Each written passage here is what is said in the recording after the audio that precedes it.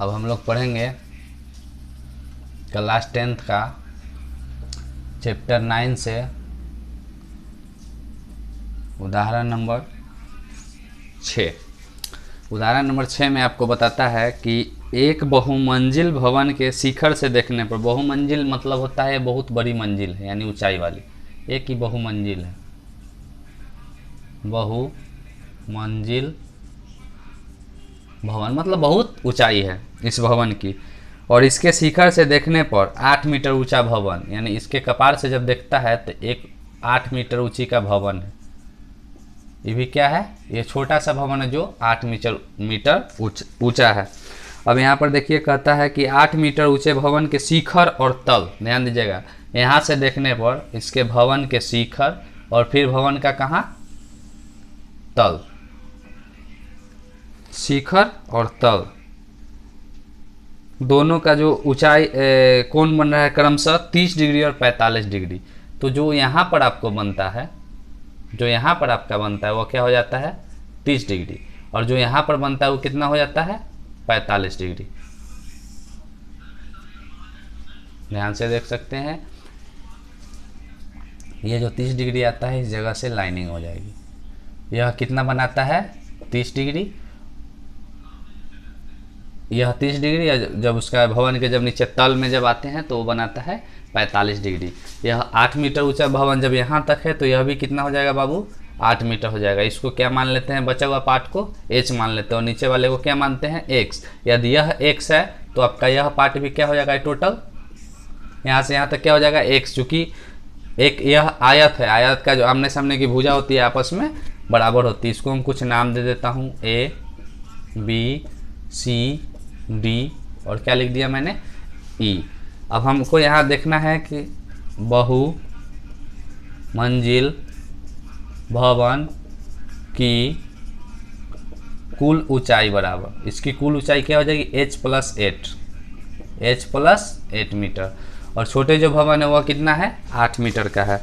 तो इसमें कहता है कि बहुमंजिला भवन की ऊंचाई और दो भवनों के बीच की दूरी ज्ञात करना है। बहुमंजिला भवन की ऊंचाई इसको क्या करना है आपको ज्ञात करना है, और दो भवनों के बीच की दूरी भी आपको ज्ञात करना है, जो आपका क्या है x है। यह दोनों भवन यानी यह भवन की जड़ी है और यह भी जड़ है, दोनों के बीच की दूरी ज्ञात करना है। सर्वप्रथम हम लोग देखेंगे कि हम लोग मान निकालते हैं DEC से, क्यों, क्योंकि यह यहाँ पर क्या है 90 डिग्री है। DEC से त्रिभुज DEC से, अब ध्यान देंगे लंब बटा यह क्या हो जाता है आधार, लंब बटा क्या हो जाता है आधार, लंब बटा आधार किसका है tan थीटा का, और यहाँ लिख देता हूँ लंब का मान क्या है आपका h है और आधार का मान आपका क्या है x है, और tan थीटा का मान क्या हो जाता है 30 डिग्री। अब यहाँ पर देखेंगे h बटा x है, हमने फिर लिख दिया h बटा x, tan 30 का मान होता है 1/√3। अब यहाँ मैं तिरछा गुना करता हूँ x से इसको और h से इसको, तो h का वैल्यू आपका क्या हो जाता है गुना में √3 है, उधर जाने पर भाग में आ जाएगा, x से 1 में तो x, इधर क्या आ जाएगा √3। ये आपका क्या हो गया पार्ट हो गया। या यहाँ पर x का वैल्यू हम लोग लिख सकते हैं x बराबर √3 और यहाँ h क्यों लिख दिया हमने, इससे इसको क्या किया हमने गुना। अब इसको 1 कर देता हूँ।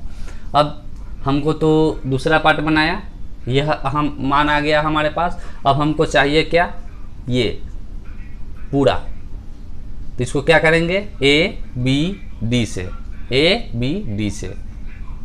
त्रिभुज ABD से, इसमें भी क्या आएगा लंब और आधार, जो किसका सूत्र होता है tan थीटा का।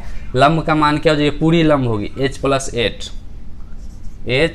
8 बट आधार का मान आपका x दिया हुआ है, लिख देता हूँ x, या आधार का मान x के जगह क्या दिया हुआ है √3h, मैं लिख देता हूँ √3h, या यहाँ पर लिख देता हूँ सिर्फ x ही लिखता हूँ बराबर tan थीटा का वैल्यू आपका क्या है 45 डिग्री, h प्लस 8 बटा x बराबर tan 45 का वैल्यू आता है 1, जब इसको हम गुना करेंगे तिरछा तब ध्यान देंगे यहाँ पर क्या आता है, x से 1 में तो x, और ये क्या हो जाएगा h प्लस 8, क्या हो जाएगा h प्लस 8 हो जाएगा।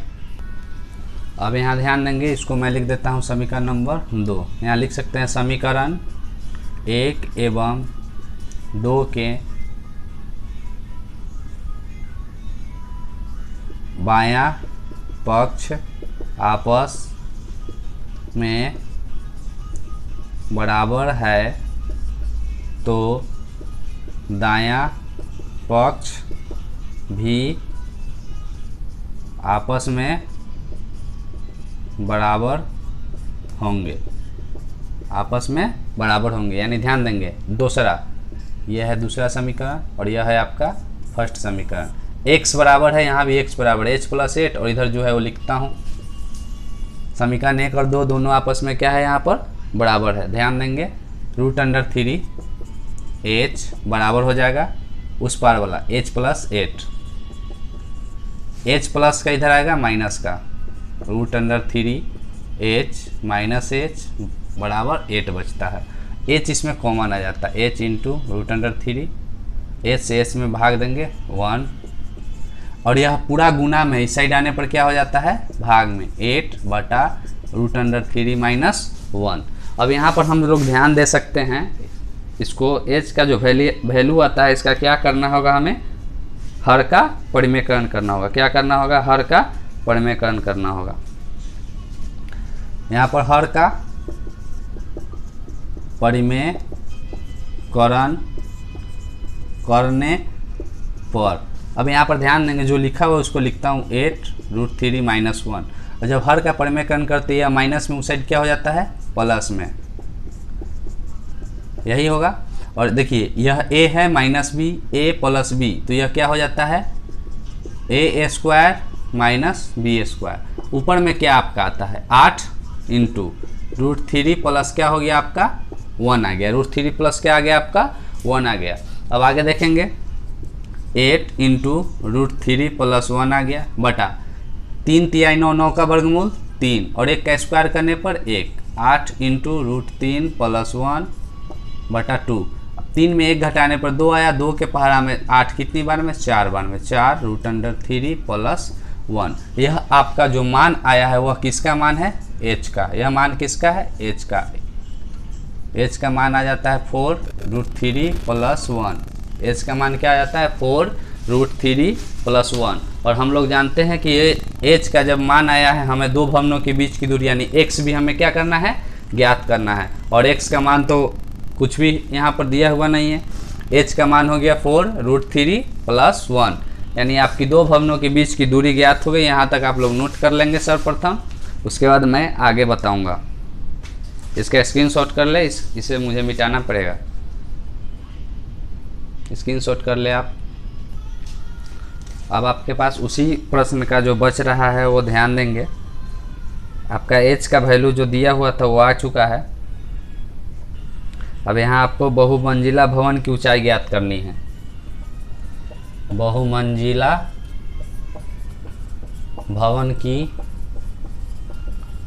ऊंचाई, बहुमंजिला भवन की ऊंचाई क्या था h प्लस 8। h का वैल्यू आपको क्या प्राप्त होता है, अभी आपका आया है 4 इंटू √3 प्लस 1, यह h का वैल्यू हुआ। अब प्लस क्या हो जाएगा इसमें 8 हो जाएगा, प्लस क्या हो जाएगा 8 हो जाएगा।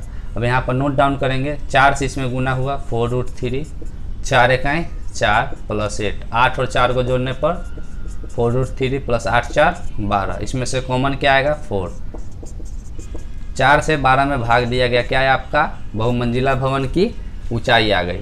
अब आपको क्या करना है, दो भवनों के बीच की दूरी, दो भवनों के बीच की दूरी ज्ञात करना है।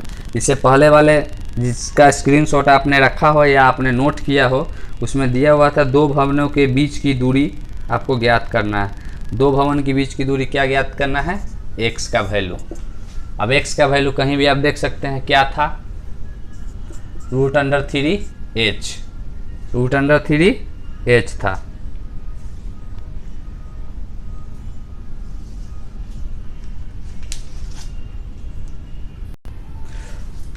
√3h था, और हमने बताया था कि बायां पक्ष बराबर है और दायां पक्ष भी क्या है आपका, बराबर है।